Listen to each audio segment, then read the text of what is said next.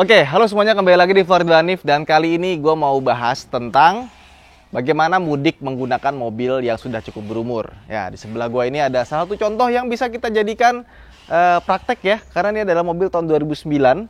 Jadi sekarang 2022 ya, kurang lebih udah 13 tahun ya. Dan mobil ini sudah, menurut gue udah oke lah buat dibawa jalan keluar kota. Paling cuma tinggal ganti ban aja. Nah, jadi kalau misalkan kalian punya mobil tua, bingung ya kan, jarang dipakai, pakainya cuma buat mudik doang gitu. Yang dicek apa dulu? Kita akan bahas di video ini.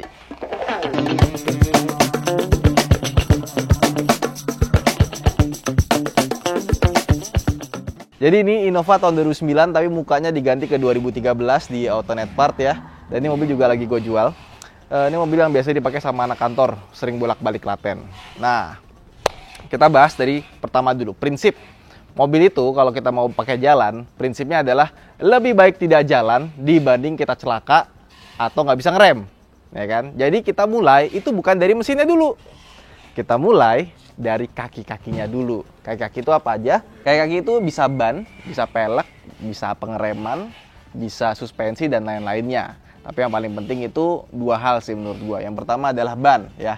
Yang pertama perhatikan kondisi ban ya. Nah, ban ini kelihatannya masih bagus nih. Banyak orang lihat, oh kembangnya masih bagus. Padahal bukan cuma kembangnya doang. Ya, jadi kalau misalkan kembang itu kan gampang kelihatan ya, ini kembangnya masih bagus nih. Tapi pas dilihat lebih dekat, oh ternyata di sini nih, lihat deh. Ini ada yang sobek nih.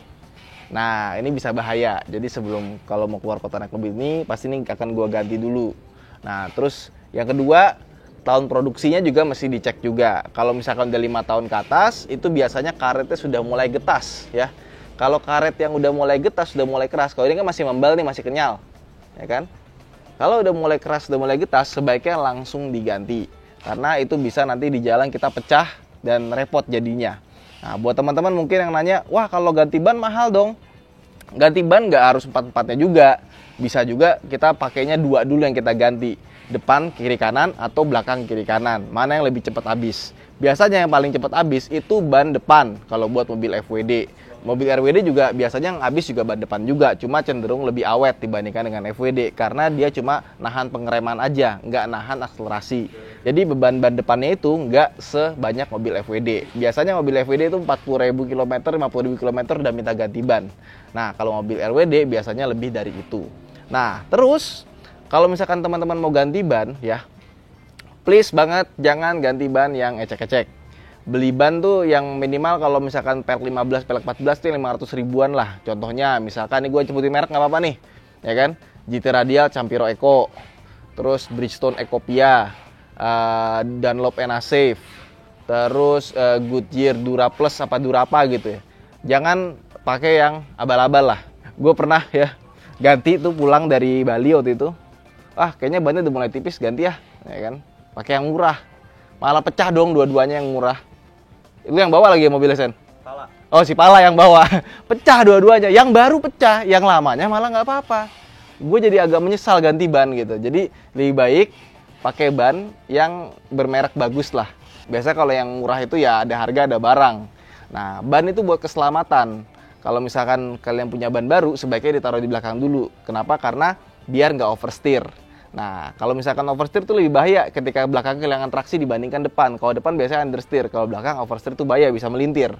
Nah, terus juga kalau misalkan kalian pengen berhemat ya, ganti ban cukup satu aja bisa. Tapi satunya lagi pakai ban serep yang full size. Jadi ban serep itu banyak orang tuh, wah ban serep gak pernah turun dari baru. Sebenarnya nggak juga, itu bisa dipakai buat kita berhemat. Jadi kita pas mau ganti ban, cukup ganti satu ban aja. Dan ganti bannya juga harus yang exactly sama persis. Jangan kita ganti ban sama ban yang berbeda ya. Itu. Sekarang pengereman. Ngerem itu sangat penting sekali. Percuma mobil bisa maju nggak bisa ngerem, pasti celaka, ya kan? Makanya pengereman tuh harus bagus. Kampas rem itu biasanya itu habis sekitar 40.000 sampai 60.000 km, tergantung gaya berkendara kita gimana. Kalau mobil manual biasanya lebih awet. Kenapa? Karena mobil matic biasanya kalau kita ngerem itu tuh mesin tuh masih ada daya dorongnya, jadi masih nahannya tuh lebih banyak. Dan juga orang pakai mobil matic itu jarang engine brake ya biasanya ya. Nah, kalau kalian mau ganti kampas rem, itu pakai merek lain nggak apa-apa. Misalkan pakai mereknya Bendix, Bosch, Akebono, atau yang lain-lain gitu ya. Nggak apa-apa, karena sama, bagus biasanya. Nah, apalagi Bendix, itu sponsoring KDRT ya, jadi pakai itu aja mendingan. Nah, yang paling penting, kita tidak beli kampas rem yang KW. Banyak orang beli, wah ini part ori tapi harganya murah, ya kan? Ternyata barangnya KW. Nah, itu biasanya 10.000 km aja udah hancur. Jadi gue sangat tidak menyarankan, karena sekali lagi ada harga ada barang. Jangan pernah tergiur dengan kampas rem dengan harga di bawah 300.000. Biasanya terindikasi KW, biasanya 300 ribuan ke atas. Kalau part orinya mahal, pakai part merek lain aja nggak masalah. Terus kampas rem juga ada beberapa yang punya karakteristik gitu ya. Kayak misalkan ada kampas rem yang kalau habis, itu dia nggak bisa ngerem. Dan ada kampas rem yang kalau habis, dia malah makan piringan. Nah, dua-duanya berbahaya gitu kan. Kalau makan piringan nanti piringannya habis, tapi dia masih pakem tuh. Nah, nggak kerasa tiba-tiba piringannya bunyi jerok, terus ditekan nggak enak. Nah, ketika udah mulai nggak enak, ternyata kita harus ganti piringannya. Dan itu piringan nggak mungkin harganya murah, pasti 2 jutaan ke atas, mahal. Begitu pula juga rem belakang. Tapi rem belakang biasanya lifetime-nya 2 kali lipat dibandingkan dengan kampas rem depan. Kemudian masih soal pengereman ya. Coba lihat selang remnya. Jadi mobil itu atau motor dia punya selang rem, di mana dia menghubungin bagian yang fleksibel, yang ban bisa belok kanan kiri atau suspensi bisa naik turun, itu pakai selang karet biasanya. Nah, di sini kelihatan ya, karena kalau rem itu biasanya dia pakai pipa besi ya. Nanti pas bagian fleksibel itu pakai selang. Nah, untuk mobil-mobil yang biasa dari 15 tahun ke atas, selangnya itu dari rentan getas. Kalau rentan getas terus pecah, nanti remnya bisa blong, bahaya. Nah, kalau misalkan udah tua, coba dicek. Kalau misalkan dipegang udah nggak kenyal ya, udah mulai kayak keras begitu, udah mulai pecah-pecah, segera ganti. Biasanya tuh merek-merek Eropa tuh yang gampang, kayak misalkan BMW, Mercedes, itu selangnya rentan getas. Terus jangan lupa minyak rem, kondisi wiper, terus ininya juga washernya. Kadang-kadang tuh kalau udah lama tuh dia suka mampet ya, mesti ditusuk pakai jarum. Sama instrumental, kayak misalkan instrumental emang musik, sama kayak misalkan lampu high beam, low beam, fog lamp, lampu sen, dan lampu belakang itu juga sangat penting. Karena banyak orang ya itu nggak sadar lampu belakangnya mati. Nah, entah lampu mundur, lampu sen, biasanya lampu rem.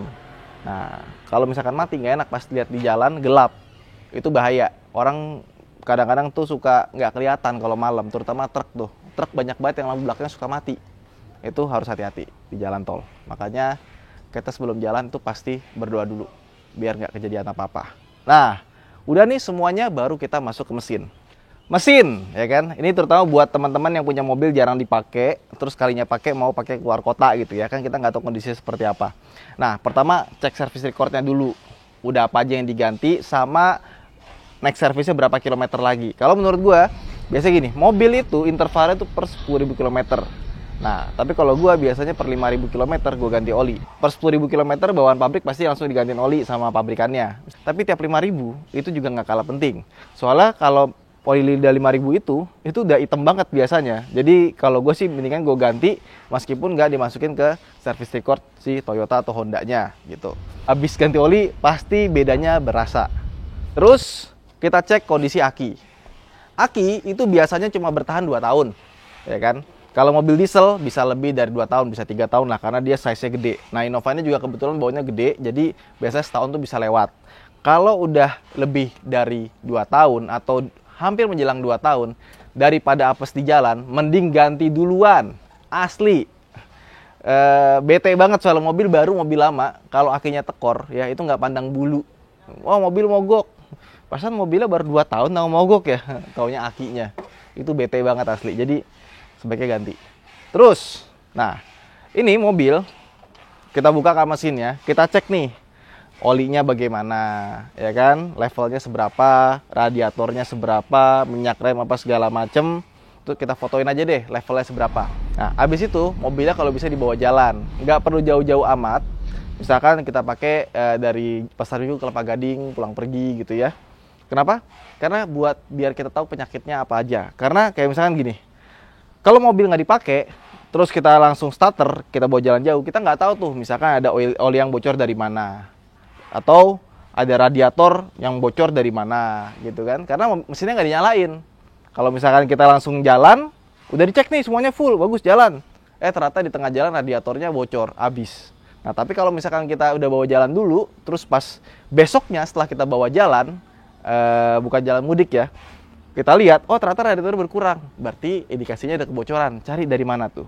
Nah, ini mobil 2009 kan ya. Cuma ini mobil dirawat, emang agak kotor aja sih. Ini udah gue refresh semuanya, udah pernah kuras radiator, headnya udah pernah gue buka, ruang bakarnya gue bersihin, karena waktu itu kita nyobain Klinos ya. Pokoknya ini mobil udah cakep banget sih, nggak ada komplain, termasuk juga tangki bahan bakarnya udah pernah gue kuras. Kalau misalkan udah 5 tahun, biasanya 5 tahun sekali dikuras lah. Karena endapan-endapannya itu yang bisa bikin mobil jadi mogok karena fuel pumpnya rusak. Nah, fuel pump biasanya 15 tahun ganti. Awet fuel pump itu kalau dikuras. Kalau nggak dikuras ya nggak awet. Nah terus lihat nih, perkaretan itu penting banget ya. Jangan sampai karet-karetnya getas. Ini karetnya masih bagus nih, masih kenyal, masih bagus, masih bagus, masih bagus, masih bagus. Selang-selang radiator ini juga masih bagus. Klem-klemannya juga bisa dilihat masih bagus. Nah, kalian harus curiga kalau misalkan udah mulai ada kayak, ini kan radiator warnanya kebetulan pink ya, suka ada bagian pink-pink begitu di bagian sambungan-sambungannya. Itu biasanya ada yang bocor rembes sedikit, terus dia mengering, jadinya kayak apa ya, kayak pink-pink batu gitu deh. Nah itu mulai curiga tuh, itu klem-klemannya mungkin udah mulai nggak bener. Nah dirapin lagi aja, tinggal dibuka, bersihin, gantiin klem yang lebih kuat. Nah terus belt ini juga penting banget, pastiin belt nggak ada bunyi-bunyi, dan dipegang ini juga beltnya harus masih bagus. Kalau udah mulai getas, udah mulai keras, nah itu indikasi tuh, udah mulai nggak bagus. Kelihatan kok kalau udah pecah-pecah, ini sih masih bagus ya, alhamdulillah ya. Nah terus buat mobil yang masih pakai timing belt ya, ada yang pakai timing chain, ada yang pakai timing belt. Kalau yang pakai timing chain itu insya Allah bebas perawatan, karena pakai rantai. Timing belt itu ada umurnya, biasanya tiap 80.000 km atau kurang. Lebih baik cepat diganti sebelum kenapa-napa. Karena kalau misalkan hancur mesinnya, ya turun mesin langsung, valve pada bengkok. Tapi ada beberapa mesin juga yang dia aman sih, kayak 2JZ tuh ya, ketika rantainya putus gitu ya, dia nggak akan nonjok ke valve si pistonnya. Nah, itu penting banget, jadi harus dicek dengan sangat baik. Terus juga jangan lupa busi, air filter, dan buat mobil tua tuh ya, nggak ada salahnya, coba ke tukang knalpot, ganti saringan knalpotnya. Itu bisa bikin tarikannya lebih jos. Karena biasanya udah mulai kotor knalpotnya. Kotor itu juga berpengaruh ke kondisi mesin. Nah, kemudian ada alat yang sangat simpel, tapi sangat berguna. Mobil tua itu kadang-kadang alternator suka bermasalah, udah nggak bagus lagi. Nah, cara ngeceknya pakai colokan apa namanya buat ngecas USB tapi yang ada voltasenya. Kalau voltasenya ada di bawah 12 volt, itu ada indikasi udah mulai kena tuh si alternator, udah nggak maksimal. Nah, kalau misalkan udah mulai nggak maksimal, bawa ke tukang alternator, diberesin, diservis aja. Nah, terus yang terakhir, kalau udah 100.000 km ke atas, pendinginan. Kalau ini masih pakai viscofan, fan-nya diputer sama mesin, aman. Nah, kalau yang pakai electric fan, biasanya dari 100.000 km ke atas, itu electric fan-nya suka minta ganti. Jangan nunggu sampai rusak, ganti. Biasanya Avanza gitu ya, 100.000 ke atas, 150.000 km, udah waktunya ganti extra fan. Jangan nunggu mati, baru ganti, mendingan langsung ganti aja sebelum kenapa-napa. Nah, sekarang masuk ke dalam interior ya. Tadi udah ngomongin mesin, udah ngomongin kaki-kaki, ya insya Allah ini mobil semuanya sehat. AC, ini juga penting guys. AC itu penting banget, kalau nggak panas. Ya, jadi paling pertama itu filternya mesti diganti ya. Kalau filternya udah nggak bagus, dia ada filter tuh di balik sini, mesti dibuka, dilihat aja.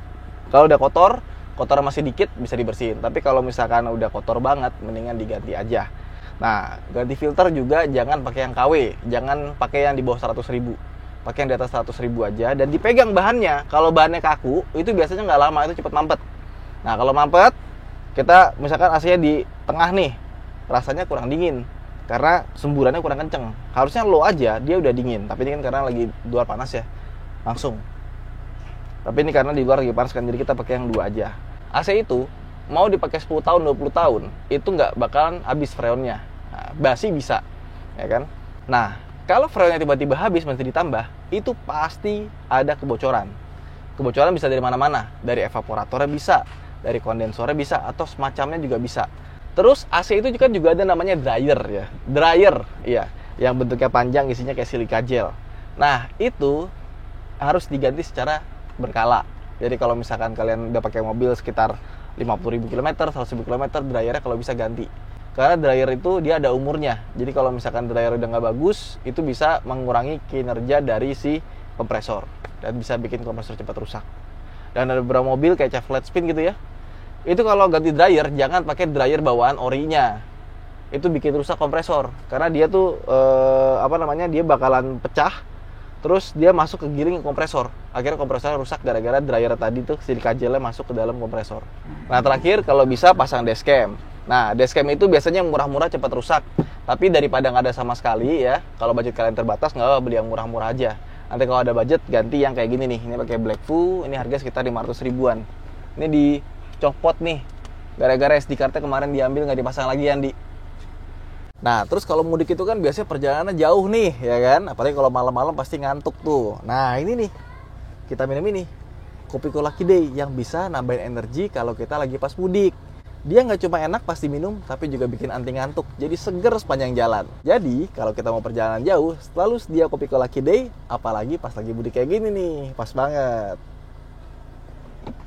Lagi puasa. Kalau mobil ini kebetulan sering dipakai buat mudik. Bukan buat mudik ya. Anak-anak kantor kalau ke Klaten tuh pakai mobil ini. Dan so far, ada keluhan nggak nih mobil ini? Nggak ada ya?